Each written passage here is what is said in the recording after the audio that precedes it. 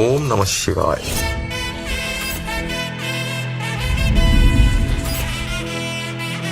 పంచభూతాల సాక్షిగా నీరు, నిప్పు, భూమి, వాయువు, ఆకాశం ఫర్ ద ఫస్ట్ టైం సనాతన రుద్రాక్ష ఆధ్వర్యంలో కోటి రుద్రాక్ష మహా అభిషేక పూర్విక మహామృత్యుంజయ హోమాన్ని సనాతన రుద్రాక్ష వారు మొట్టమొదటిసారిగా నిర్వహించడం జరుగుతుంది.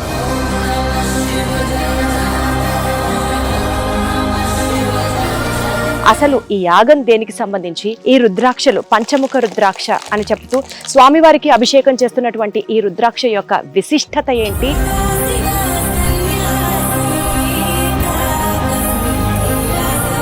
వీటన్నిటి గురించి వివరించడానికి మనతో మాట్లాడడానికి వేద పండితులు నవీన్ గారు ఉన్నారు. వారితో ఒక్కసారి కనెక్ట్ అవుతూ మాట్లాడదాం.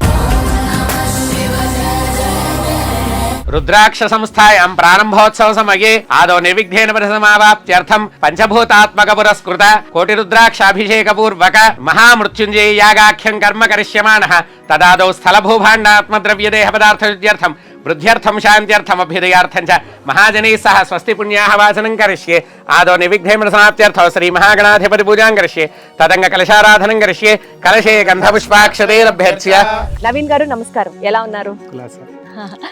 చెప్పండి, అసలు ఈ యాగం ఎందుకు చేస్తున్నాము? మహామృత్యుంజయ యాగం, మరీ ముఖ్యంగా కోటి రుద్రాక్షలతో ఈ మహా అభిషేకం ఎందుకు నిర్వహించడం జరుగుతుంది? అసలు ఇవాళ జరుగుతున్న ఈ కార్యక్రమం యొక్క విశిష్టత ఏంటి?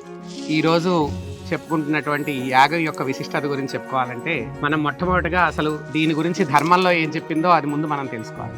ఏంటంటే ధర్మంలో ఒక మంత్రం ఉంది, ఏంటంటే పంచవక్త్ర స్వయం రుద్రః కాలాగ్నిర్నామృత ప్రభు సర్వముక్తి ఫలప్రశ్చ సర్వకామ ఫలప్రదః అని చెప్పి ధర్మం చెప్తుంది. అంటే మనకి పంచముఖ రుద్రాక్ష ఒక్కటి ధరిస్తే చాలు. అంటే ఆయన సద్యోజాతాది పంచముఖుడు, అంటే 5 ముఖాలు కలిగినటువంటి స్వామి అన్నమాట. అంటే సద్యోజాత, వామదేవ, అఘోర, తత్పురుష, ఈశానుడు, అంటే 5 ముఖాలు కలిగినటువంటి శివుడు. 5 ముఖాలకి ప్రతీక అయినటువంటిది ఈ పంచముఖ రుద్రాక్ష. అసలు ఈ రుద్రాక్ష భూమి మీద అవతరించడమే ఒక గొప్ప విశిష్టమైనటువంటి సమయంలో అవతరించింది. అంటే త్రిపురాసురులు అనేటటువంటి 3 రాక్షసులు ఉన్నారు. ఆ 3 రాక్షసులు కూడా బ్రహ్మ నుంచి వరం పొందారు.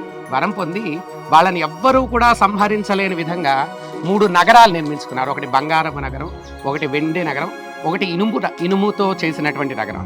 ఈ 3 కూడా ఒకే వరసలోకి వచ్చినప్పుడు ఒకే బాణంతో ఆ పరమేశ్వరుడు దాన్ని సంహరించినప్పుడు మాత్రమే వాళ్ళు 3 సంహరించబడతారు. ఇది క్లుప్తంగా అసలు కథ. అలాంటి సమయంలో వాళ్ళ 3 కూడా ఏకకక్షలోకి రావడం కోసం ఆయన పరమశివుడు వాళ్ళని సంహరించేటటువంటి ఒక అస్త్రం కోసం ఘోరమైనటువంటి తపస్సు చేశాడు. శివుడే తపస్సు చేశాడు వాళ్ళ కోసం, వాళ్ళని సంహరించడం కోసం. ఆ తపస్సు చేసినటువంటి ఆ ఉగ్రత్వం స్వామివారిలో అలాగ ఉండిపోయి మనకి ఏమైందంటే ఆయన కన్నులు తెరవంగానే ఆ వేడి అంతా కూడా ఆ కన్నుల్లోంచి ఉద్భవించి ఒక నీటి బిందువు భూమి మీద పడింది. ఓకే. ఆ భూమి మీద పడంగానే అక్కడ ఒక చెట్టు ఉద్భవించింది. ఆ చెట్టు నుంచి ఎప్పుడు కూడా చెట్టు అనే దానికి ఒక ప్రతీక ఏంటంటే అది ఫలాలు, పుష్పాలు 2 ఇచ్చేదై ఉండాలి. ఇది పుష్పంలోంచి వచ్చినటువంటి ఫలం. ఆ ఫలంలో రుద్రాక్ష ఉంటుంది. ఆ రుద్రాక్ష ఉద్భవించిన తర్వాత గాని ఆ కాయ ఓపెన్ చేస్తే, ఆ రుద్రాక్ష కాయ ఓపెన్ చేస్తే గాని దాంట్లో ఏకముఖి ఉందా, ద్విముఖి ఉందా, త్రిముఖి ఉందా అసలు ఎవ్వరికీ తెలియదు. అదే అసలు చాలా మ్యాజిక్ అన్నమాట అసలు రుద్రాక్షలు. దాంట్లో అన్నిట్లోకెల్లా విశేషమైంది ఏకముఖి అని చెప్తారు. ఎందుకు చెప్తారంటే ఏకముఖి నిజంగానే చాలా విశేషం, కానీ దాన్ని అందరూ ధరించకూడదు. దానికి కొన్ని రూల్స్ అండ్ రెగ్యులేషన్స్, కొన్ని జాతకాల వాళ్ళు మాత్రమే ధరించాలి అంటూ, కొన్ని జాతకాలు వాళ్ళే ధరించాలి. అదే సమయంలో దానికి చాలా నియమాలు ఉన్నాయి. ఆ నియమాల ప్రకారంగా ఉండాలి. అందరికీ సౌలభ్యం కోసం భగవంతుడు ఏం చేశాడంటే ఒక పంచముఖ రుద్రాక్షని సృష్టించారు. ఆ పంచముఖ రుద్రాక్షకి నియమాలు లేవు. ఆ నియమాలతో ఎటువంటి సంబంధం లేదు. నిద్రపోయేటప్పుడు మాత్రం ఏదైనా ఇచ్చాహ ఎక్కడికైనా వెళ్లాల్సి వచ్చినప్పుడు మాత్రం దాన్ని తీసి పక్కన పెట్టడం, లేకపోతే జేబులో పెట్టుకోవడం, వాళ్ళు వెళ్ళిపోవచ్చు. లేదా ఒకవేళ పొరపాటున ఎక్కడికైనా వెళ్ళినా కూడా దాన్ని ఒకసారి కడిగి మళ్ళీ వేసేసుకోవచ్చు. దానికి ఎటువంటి అపవిత్రత అనేది కలగదనమాట. ఈ పంచముఖ రుద్రాక్ష ధరిస్తే, ఈ పంచముఖ రుద్రాక్షలు ఎవరైతే 108 ధరించి ఉంటారో వాళ్ళు సాక్షాత్తు శివుడే అని చెప్పారు. వాళ్ళకి ఇంకా ఎటువంటి పాపము కూడా వాళ్ళకి అంటదనమాట. అలాంటి పాపాలు చేయమని కాదు, కానీ ఏంటంటే మనకి తెలియకుండా చేసినటువంటి పాపాలు కొన్ని ఉంటాయి. అవన్నీ కూడా పటాపంచలైపోయి సాక్షాత్తు శివుడే శివ సాన్నిధ్యంలో మనం తిరుగుతున్నట్టు చక్కగా. మరి మీరు చెప్పినట్లు ఆ 108 పంచముఖ రుద్రాక్షల్ని గనక ధరిస్తే ఒకవేళ మన నిత్య కార్యక్రమాలు రోజు దాని పాటికి అదే చేసుకుంటూ వెళ్ళొచ్చా, లేకపోతే ప్రత్యేకంగా దానికోసం ఒక అరగంట పొద్దున్నే లేచి పూజ చేయడాలు తర్వాత తిరిగి ధరించడాలు అట్లాంటివి ఏమైనా నియమాలు ఏమైనా ఉన్నాయా? దీనికోసం అయితే ఎటువంటి నియమ నిబంధనలు లేవు. ఎందుకంటే మీరు అడిగినటువంటి ప్రశ్న చాలా ఉత్తమమైనటువంటి, ఎందుకంటే చాలా మందికి ఈ సందేహం ఉంటుంది. వాస్తవంగా ఈ పంచముఖ రుద్రాక్షకి మాత్రం ఎటువంటి నియమాలు లేదు. ఒక్కసారి మొట్టమొదటిసారి దాన్ని అభిషేకం చేసి మనం దాన్ని ధరిస్తే చాలు. అందుకే ఈ సనాతన రుద్రాక్ష వారు ఈ రోజు మనకి పంచభూతాత్మక పూర్వకంగా కోటి రుద్రాక్షలతో అభిషేక పూర్వకంగా మహామృత్యుంజయ యాగం అనేది ఈ రోజు చేస్తున్నారు. ఎందుకంటే ఇంకా తీసుకున్నటువంటి వాళ్ళు ఎవరు కూడా మళ్ళీ అభిషేకం చేసే అవసరం లేదు. ఇక్కడ డైరెక్ట్ గా అభిషేకం చేయించబడతాయి. ఇక్కడే కోటి రుద్రాక్షలతో అభిషేకం చేస్తున్నారు. వీళ్ళు అభిషేకం చేసి వాళ్ళకి పంపిస్తున్నారు. పంపించిన దాంతో ఇంకా ఏం చేస్తున్నారంటే మహత్తరమైనటువంటి విషయం, ఈ పంపించిన ఎవరైతే తీసుకున్నారో ఆ తీసుకున్న వాళ్ళు ఇచ్చేటటువంటి ధనం ఏదైతే ఉంటుందో ధనంలోంచి ఒక 10% తీసేసి 12 జ్యోతిర్లింగాల్లో ఉన్నటువంటి స్వామివార్లందరికీ కూడా వీళ్ళ యొక్క డబ్బుల్ని వాళ్ళు అలా మొత్తం అరుణాచలంతో సహా 12 జ్యోతిర్లింగాలు మనకున్నాయి భారతదేశం మొత్తం మీద. అన్ని చోట్లకి కూడా వీళ్ళ ధనంలో వీళ్ళు ఇచ్చినటువంటి దాంట్లో 10% వీళ్ళ ముఖత ఎవరైతే కొన్నారో వాళ్ళ ముఖత వాళ్ళు ఆ జ్యోతిర్లింగాలకి పంపిస్తారు. అద్భుతం. అయ్యా, ఇప్పుడు ఈ సనాతన రుద్రాక్షని దేన్ని చూసుకొని మనం నమ్మాల్సి ఉంటుంది? ఎందుకంటే మార్కెట్లో ఏవో చాలా చెప్తున్నారు. రుద్రాక్ష అంటే ఈ రకంగా ఉండాలి, కొన్ని దానికి కూడా పారామీటర్స్ ఉన్నాయి. మరి ఇవేమో పంచముఖ రుద్రాక్ష అని చెప్తున్నారు. స్వామివారికి ఆల్రెడీ అభిషేకం జరుగుతోంది, నేను చూస్తున్నాను. అయితే వీటిని నమ్మచ్చా అన్న ప్రశ్నకి ఎలాంటి సమాధానం చెప్తారు? ఇది మనం మొట్టమొదటిగా ఈ యొక్క దీనికి పంచముఖము అనేటటువంటి లెక్క ఎలా వేసుకోవాలంటే, దీనికి ఉండేటటువంటి గీతలు ఎన్ని ఉంటాయో అది దాన్ని బట్టి ముఖాలన్నమాట. ఒక్కొక్క ముఖం సద్యోజాత, వామదేవ, అఘోర, తత్పురుష, ఈశాన. ఈ 5 గీతలు ఏవైతే ఉన్నాయో ఆ 5 గీతలు ఉంటే 5 పంచముఖం ఉన్నటువంటి రుద్రాక్ష. 3 గీతలు ఉంటే త్రిముఖం, ఒక గీతే ఉంటే ఏకముఖం. ఇలాగా మీకు అర్థమై ఉంటుంది. ఇది ఎలాగ మనం దీన్ని గుర్తించాలి అనంటే, వాస్తవంగా కొంతమంది చెప్తారు ఇది నీళ్లలో వేస్తే మునక్కుండా ఉంటే ఇది రుద్రాక్ష కాదు, మునిగితే అది రుద్రాక్ష అని కొన్ని కొలమానాలు ఉన్నాయి. కానీ ఇవన్నిటికంటే అతీతమైనటువంటిది ఏంటంటే సర్టిఫైడ్. ఫస్ట్ మనం దీన్ని నేపాల్ నాటి ప్రదేశాల్లో మాత్రమే ఇవి పంట పండుతాయి. ఎందుకంటే మనకి మంచు ప్రాంతాల్లో మాత్రమే, అంటే మనకి దొరికేటటువంటి ఆ యొక్క చెట్లు మనకి అక్కడ మాత్రమే జీవనం చేస్తాయి. ఇక్కడ చాలా తక్కువ, ఈ ప్రాంతంలో ఈ వాతావరణంలో అవి అసలు పెరగవు.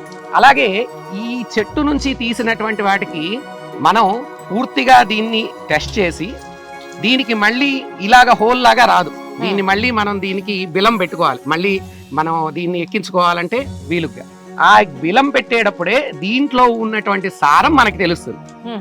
అసలు ఇది కరెక్టా కాదా అనేది ఈ మనం బిలం పెడుతున్నప్పుడే దాంట్లో వచ్చినటువంటి పొడి ఏదైతే ఉందో ఆ పొడి ద్వారా టెస్ట్ చేయబడి ఇది ఒరిజినల్ ఆర్ నాట్ ఒరిజినల్, ఇది సర్టిఫైడా కాదా అనేది మనం చూసి సైంటిస్టులు ఇది పనికొచ్చేది, ఇది కరెక్ట్ అని చెప్పి వాళ్ళు ఒక సర్టిఫికెట్ ని మనకి ఎవరైతే తీసుకున్నారో వాళ్ళకి అందిస్తారు. దీన్ని ఎలా అయితే నవరత్నాలు ఎలాగైతే మనకి సర్టిఫికెట్ వస్తుందో అలా కొనుక్కున్న వాళ్ళకి ఎలాగైతే సర్టిఫికెట్ ఉంటుందో అలాగే రుద్రాక్ష కూడా ఒక సర్టిఫికేషన్ అనేది ఇస్తారు.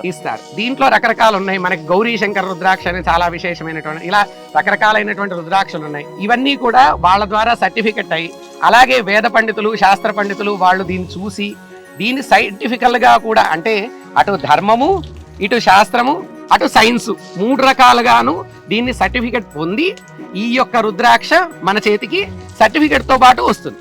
కాబట్టి క్వాలిటీ విషయంలో ఎలాంటి అనుమానాలు అవసరం లేదు అన్నది అర్థమవుతుంది మీరు చెప్తుంటే. స్వామి, అయితే ఇంకొక ప్రశ్న, ఇప్పుడు పంచముఖ రుద్రాక్ష ధరించడం వల్ల స్ట్రెస్ తగ్గుతుందని, మెంటల్ స్టెబిలిటీ వస్తుందని, ఫోకస్ కుదురుతుందని, మరీ ముఖ్యంగా ఎమోషనల్ డిస్టర్బెన్సెస్ ఏమన్నా ఉంటే వాటిని హ్యాండిల్ చేస్తామని, నెగిటివిటీ తొలగుతుందని, అజ్ఞానం తగ్గుతుందని, ఇలా వివిధ రకాలుగా వీటి యొక్క ప్రయోజనాలు మాట్లాడుతూ ఉంటారు. ఈ నేపథ్యంలో స్వామికి దగ్గర అవ్వాలనుకుంటే స్వామి నామస్మరణ సరిపోదా? ఈ రుద్రాక్ష వేసుకుంటేనే స్వామి చెంతన మనం ఉన్నట్ట?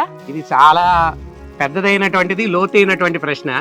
దీనికి ఒక విశేషం. నేను మొట్టమొదటి చెప్పేటప్పుడు ఒక మాట చెప్పాను. ఏంటంటే రుద్రాక్షలు ఎవరైతే ధరించి ఉంటారో వాళ్ళు సాక్షాత్తు శివస్వరూపులుగా ఉంటారు. శివుడు అంటే నిశ్చల తత్వానికి ఆయన ప్రతీక. ఆయన మౌన వ్యాఖ్య ప్రకటిత పరబ్రహ్మతత్వం యువానం. దక్షిణామూర్తిగా ఆయన మౌనంతో ఉంటూనే ఆయన చాలా జ్ఞానాన్ని ఇచ్చినటువంటి వాడు. ఆయన ఎప్పుడు మౌనంగానే ఉంటాడు. ఆయన ఏవి ఉపన్యాసాలు చెప్పరు, ఏవి ఇవి చేయండి అవి చేయండి అని చెప్పారు. ఆయన నడవడికతోనే, ఆయన చిన్ముద్రతోనే అన్ని కూడా చెప్తారు.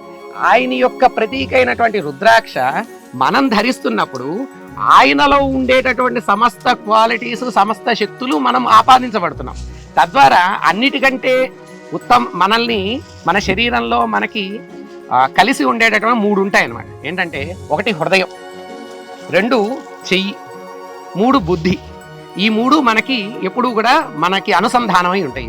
ఈ ఎక్కువ శాతం మంది స్ట్రెస్కు ఫీల్ అయ్యి ఈ 3టిని కోల్పోతుంటారు. బుద్ధిని కోల్పోతుంటారు, మనస్సుని హృదయ రోగాలు తెచ్చుకుంటూ ఉంటారు, వాళ్ళు రకరకాలుగా ఇబ్బంది పడుతూ ఉంటారు.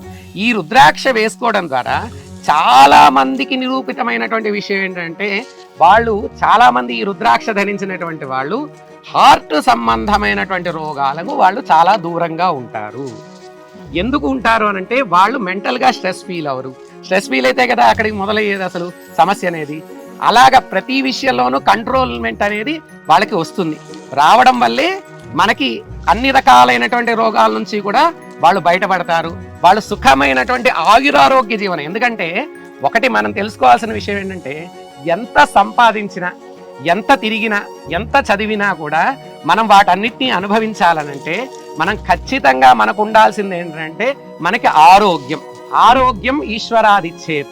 ఆరోగ్యం భాస్కరుడి రూపంలో అంటే సూర్యుడి రూపంలో ఉన్నటువంటి ఆ యొక్క పరాత్పరుడైనటువంటి శివుడి యొక్క రూపకంగా మనకి వస్తుంది.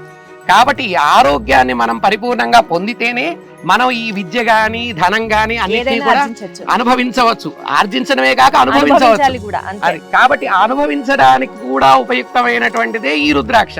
రుద్రాక్ష భక్తే కాదు, ముక్తే కాదు, భుక్తి అలాగే భోగము అన్ని రకాలుగాను ఉపయుక్తమైనటువంటి. అలాగే అర్థమైంది. కాబట్టి ఈ రుద్రాక్షతో ఏదైతే ఇప్పుడు ప్రజలు కొనుగోలు చేయాలో అవే అభిషేకం మనం చేసిస్తున్నాం కాబట్టి మళ్ళీ అభిషేకం చేయాల్సిన అవసరం లేదు. మరి మహామృత్యుంజయ హోమం అక్కడ జరుగుతోంది, దాని యొక్క విశిష్టత ఏంటి? ఏంటంటే ఈ సనాతన రుద్రాక్ష వాళ్ళు ఒక విశేషమైనటువంటి ఆలోచన చేశారు. ఏంటంటే రుద్రాక్ష అభిషేకం చేసి ఇస్తున్నాం సరే, కానీ అసలు అభిషేక ప్రియ శివ. అభిషేకం అంటే ఇష్టపడతాడు శివుడు. కానీ దీనికంటే కూడా భగవంతుణ్ణి మనకి చాలా దగ్గర చేసేది ఏమిటి అనంటే అది హోమం. ఇందాక మనం చెప్పుకున్నట్టు ఆరోగ్యం పాడవుతే మనకేమవుతుందంటే తొందరగా మృత్యు అనేది సమీపిస్తుంది. కాబట్టి ఈ రుద్రాక్షల్లో అభిషేకంతో శక్తిని నింపడమే కాకుండా మహామృత్యుంజయ యాగం కూడా చేసి మనం దీంట్లో యాగ ఫలాన్ని కూడా ఈ రుద్రాక్షల్లో సంపాదాజ్యం అంటారు. అంటే సంపాదాజ్యం అంటే ఇప్పుడు మనం ఈ చేసేటటువంటి ఈ యొక్క రుద్రాక్షలన్నిటిని అక్కడ పెట్టి ఆ బ్రహ్మగారు వేసేటటువంటి నెయ్యిని స్వాహ అని చెప్పి వేసి దాంట్లో సగాన్ని ప్రసాదంగా మళ్ళీ దీని మీద వేస్తారు. ఆ శక్తిని మళ్ళీ తీసుకొచ్చి ఈ నెయ్యి ద్వారా మళ్ళీ ఈ రుద్రాక్షల మీద వేస్తారనమాట. వేయడం ద్వారా ఆ యొక్క యాగశక్తిని కూడా, ఆ మహామృత్యుంజయ యాగశక్తిని కూడా ఈ రుద్రాక్షల్లో నింపి వాళ్ళు చక్కగా తీసుకున్నటువంటి వాళ్ళు చక్కని ఆయురారోగ్యాలతో అపమృత్యు దోషాలు కూడా, అంటే మృత్యు దోషాలు కూడా లేకుండా వాళ్ళు 100 ఏళ్ళు, శతమానం భవతి శతాయు పురుష శతేంద్రియ అని చెప్పారు కదా పురాతనం నుంచి. కాబట్టి ఆ 100 ఏళ్ల జీవితాన్ని వాళ్ళు పరిపూర్ణంగా జీవించాలి, ఆయురారోగ్యాలతో జీవించాలని చెప్పి సనాతన రుద్రాక్ష వాళ్ళు ఈ యొక్క కోటి రుద్రాక్ష అభిషేకం, అది కూడా పంచభూతాత్మకంగా, ఇందాక మీరు చెప్పినట్టుగా అన్ని పంచభూతాలంటే నీరు గాలి నిప్పు అన్ని ఉన్నటువంటి ఈ యొక్క పంచభూతాలతో కూడుకున్నటువంటి కోటి రుద్రాక్ష అభిషేకన పూర్వకంగా, అంటే అభిషేక ప్రియ శివ అభిషేక పూర్వకంగా మహామృత్యుంజయ యాగం. యాగం ఇది హోమం కాదు, మనం యాగమే చేస్తున్నాం. యాగం అంటే దీనికి ఒక సంఖ్యా పరిమితి ఉందన్నమాట. ఇంత సంఖ్య చేయాలి, ఇంత సంఖ్య చేస్తేనే యాగం. హోమానికి ఆ పరిమితి లేదు, యాగానికి ఒక పరిమితి ఉందన్నమాట. ఆ యాగంతో అపరిమితంగా ఉన్నటువంటి ఆ సంఖ్యని మనం చేసి ఆ యొక్క శక్తిని కూడా ఈ రుద్రాక్షల్లో నింపి దీంట్లో వాళ్ళు వ్యాపారం చూడట్లేదు. ఇది వ్యాపారం కాదు, ఇది ధర్మం. ఈ ధర్మం ఏంటంటే తీసుకున్న ప్రతి ఒక్కళ్ళు నా యొక్క కుటుంబ సభ్యులు. సనాతన ధర్మం ఏం చెప్తుందంటే ప్రతి వ్యక్తి మన కుటుంబ సభ్యుడు, ప్రతి భక్తుడు భగవంతుడు కుటుంబ సభ్యుడు. కాబట్టి వాళ్ళు మన కుటుంబ సభ్యులందరూ ఆయురారోగ్య ఐశ్వర్యాలతో సుఖమైనటువంటి జీవనం పొంది మంచి వృద్ధిలోకి కలగాలనేటటువంటి ధర్మమైనటువంటి విషయాలతో ఈ రోజు ఈ యొక్క కార్యక్రమం వాళ్ళు తలపెట్టడం జరిగింది. వాళ్ళు అనుకున్నట్టుగానే వాతావరణం కూడా బాగా సహకరించింది. పొద్దున్నుంచి కూడా చక్కగా మేము అనుకున్న దానికంటే కూడా చాలా విశేషంగా కార్యక్రమం జరుగుతోంది. మీరు కూడా చూస్తూనే ఉన్నారు. కాబట్టి ఈ యొక్క రుద్రాక్ష వాళ్ళ ఇంటికి వెళ్ళడం అనంటే భగవంతుడు వాళ్ళ ఇంట్లో ఉండడమే, వాళ్ళు ధరించడం అంటే భగవంతుడు వాళ్ళతో ఉన్నట్టే లెక్క. కాబట్టి ఇంకొక ఆప్షనే లేదు, ఇంకో మాట లేదు అసలు. Thank you so much Naveen గారు, చాలా చక్కగా వివరించారు ఇవాళ కార్యక్రమం ఏ విధంగా సాగుతోంది అండ్ ప్రజలకి ఉన్నటువంటి ఆ చిన్న చిన్న డౌట్లన్నీ కూడా ఆ క్వశ్చన్ రూపంలో మిమ్మల్ని అడగడం, మీరు చక్కగా ఓపిక్గా వాటికి నివృత్తి అందించడం జరిగింది. ధన్యవాదాలు. Thank you. చూశారు కదండి, సనాతన రుద్రాక్ష ఆధ్వర్యంలో కోటి రుద్రాక్ష మహా అభిషేకం, మహామృత్యుంజయ యాగం నిర్వహిస్తున్న ఈ నేపథ్యంలో యాగ ఫలమే అనుకోవచ్చు, స్వామివారికి ఎంతగానో ఇష్టమైనటువంటి అభిషేక ఫలమే అవ్వచ్చు ఈ రుద్రాక్షలో దాగున్న వేళ. ఇది గనక మీరు కూడా తలిస్తే మాత్రం స్క్రీన్ మీద కనిపిస్తున్నటువంటి ఈ నంబర్కి ఫోన్ చేయొచ్చు. ఇప్పుడే మీ ఆర్డర్ని కంప్లీట్ చేసుకోవచ్చు. మీ ఇంటికి కూడా ఒక రుద్రాక్ష తీసుకొచ్చి మనశ్శాంతితో పాటు శక్తి, ఆరోగ్యం, ధనం ప్రాప్తి, అలాగే మనోవాంఛ ఫల సిద్ధించాలని మనస్ఫూర్తిగా కోరుకుంటూ నమస్కారం.